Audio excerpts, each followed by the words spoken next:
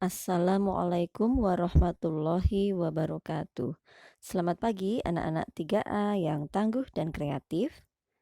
Hari ini kita akan belajar tema 4, kewajiban dan hakku, subtema 1, kewajiban dan hakku di rumah, pembelajaran 2.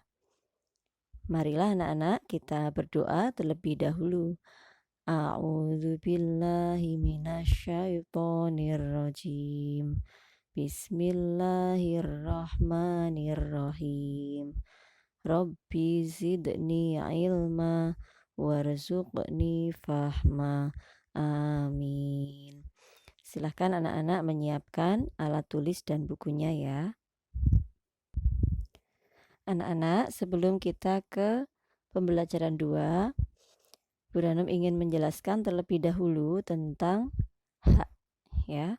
Hak adalah sesuatu yang seharusnya didapatkan. Kamu mendapat perhatian dan disekolahkan oleh orang tua. Kamu diberi makanan oleh orang tua. Semua itu adalah hak yang diterima anak dari orang tua.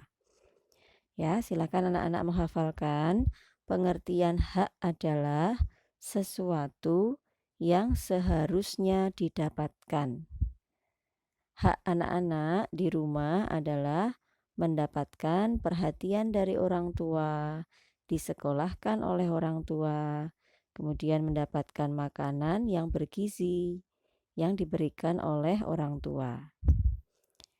Hak adalah segala sesuatu yang diperoleh, sedangkan kewajiban adalah segala sesuatu yang harus dilakukan. Nah, ini juga dihafalkan ya anak-anak. Kewajiban adalah segala sesuatu yang harus dilakukan. Misalnya, kewajiban anak-anak di rumah apa? Belajar, membantu orang tua, menghormati orang tua, ya. Orang tua telah menyekolahkanmu sehingga kewajibanmu untuk bersekolah dengan baik.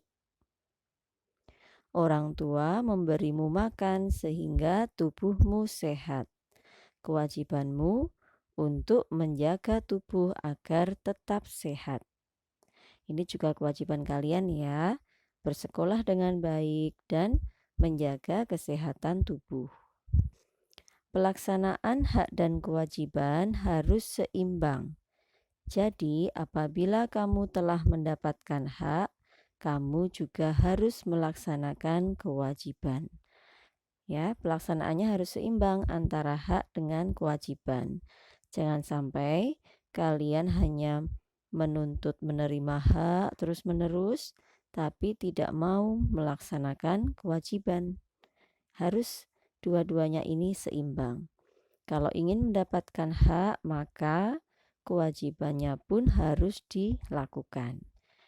Gitu ya anak-anak ya, silahkan dihafalkan pengertian hak dan pengertian kewajiban. Hak adalah sesuatu yang seharusnya didapatkan. Sementara itu, kewajiban adalah segala sesuatu yang harus dilakukan. Sekarang kita ke halaman 7, pembelajaran 2. Hak anak di rumah. Umumnya setiap orang tua menyayangi anak-anaknya. Orang tua membesarkan anaknya agar menjadi anak yang baik. Disayang dan dibesarkan merupakan hak anak di rumah. Hak anak di rumah ada bermacam-macam. Di antaranya, mendapat kasih sayang dari ayah dan ibu, mendapat perlindungan, dan mendapatkan tempat tinggal.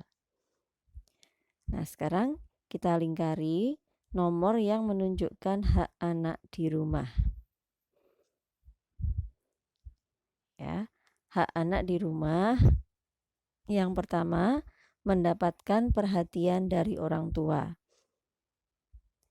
Kalau ini yang nomor 2, merapikan kamar tidur sendiri, ini adalah kewajiban.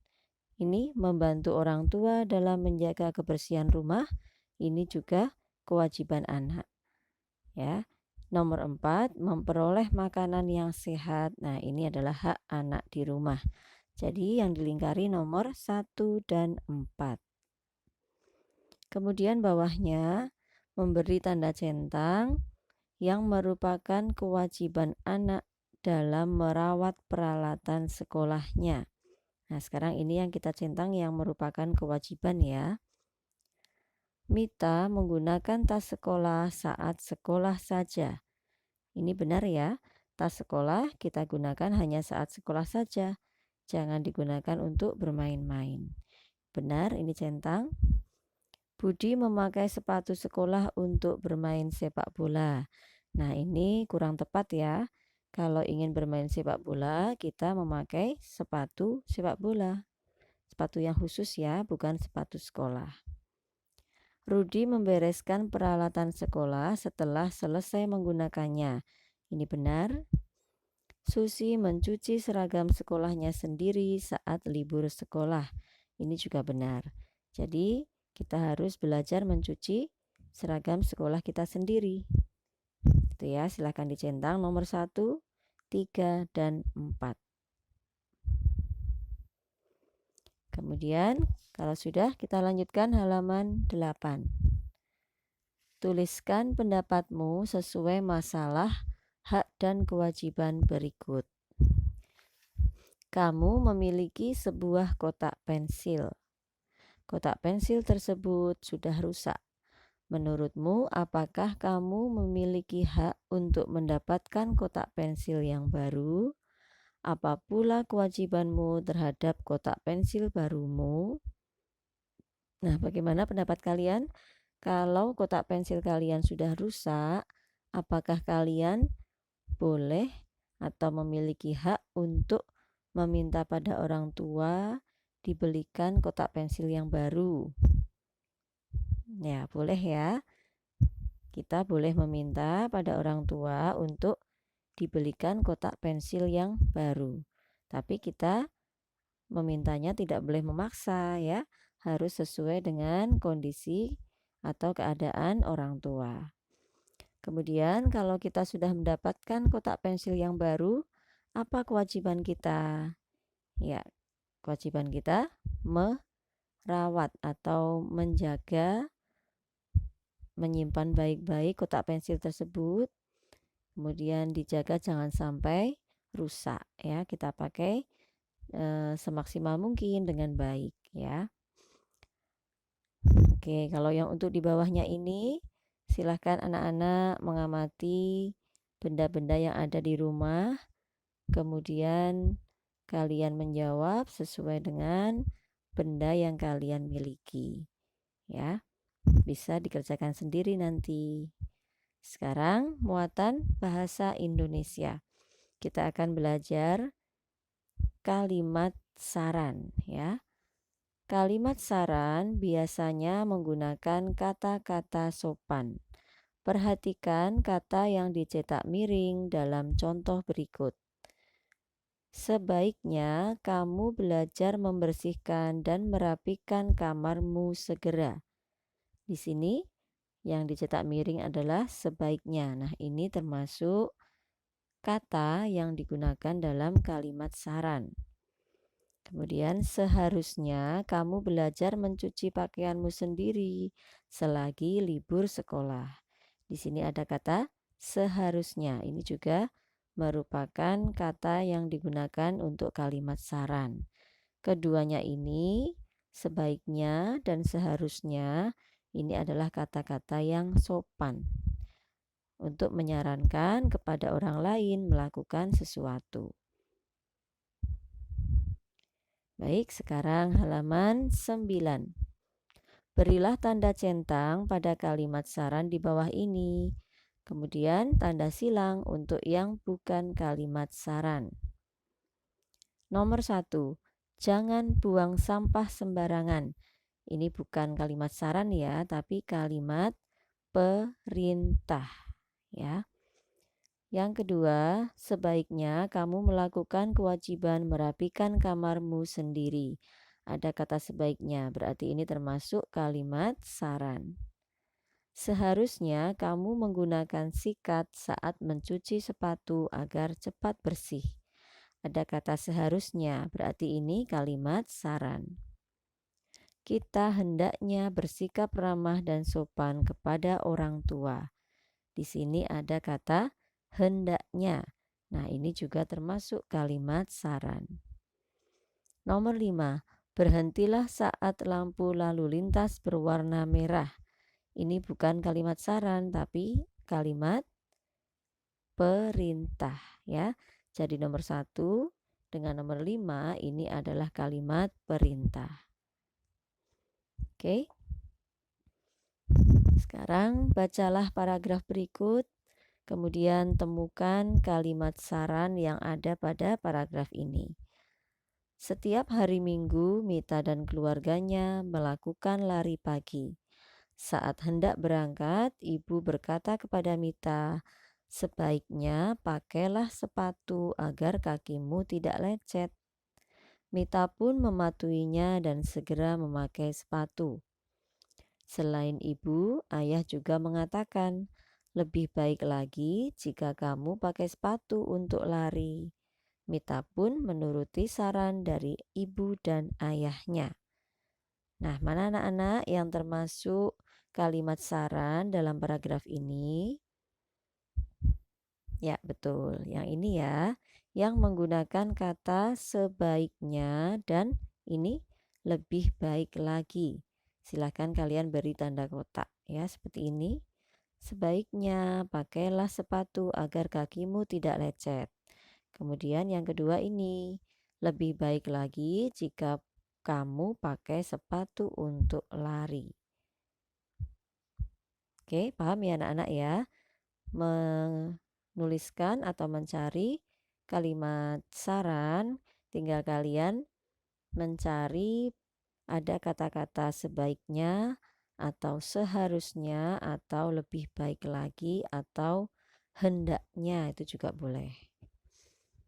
Oke, sekarang kita lanjutkan ke bawah.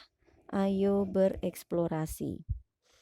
Tuliskanlah kalimat saran sesuai gambar di bawah ini. Nomor 1, ini gambar apa ya anak-anak? Ada gambar seorang ibu sedang bekerja ya, sedang menyetrika. Kemudian anaknya membantu ibu memasukkan pakaian yang sudah disetrika ke dalam lemari. Kalimat sarannya adalah seperti ini.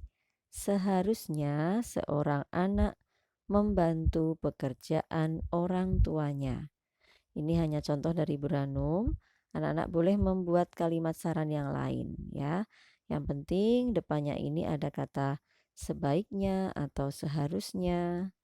Tuh ya. Yang kedua, gambar anak sedang bermain ya. Seharusnya anak-anak bermain dengan jujur. Oke, sudah ditulis anak-anak? Oke, kalau sudah, kita lanjutkan ke halaman 10. Halaman 10 ini adalah yang atas ini masih bahasa Indonesia ya. Cobalah kamu buat kalimat saran untuk anak yang tidak melakukan kewajibannya terhadap hal-hal berikut. Sama seperti tadi. Nomor 1, tidak meletakkan pakaian pada tempatnya. Nah, saran kita kepada anak ini adalah seharusnya kamu meletakkan pakaian pada tempatnya. Ya, kemudian yang kedua, ada seorang anak yang tidak merapikan tempat tidurnya. Nah, saran kita adalah seharusnya kamu merapikan tempat tidurmu. Nah, anak-anak sekarang perhatikan ini ya.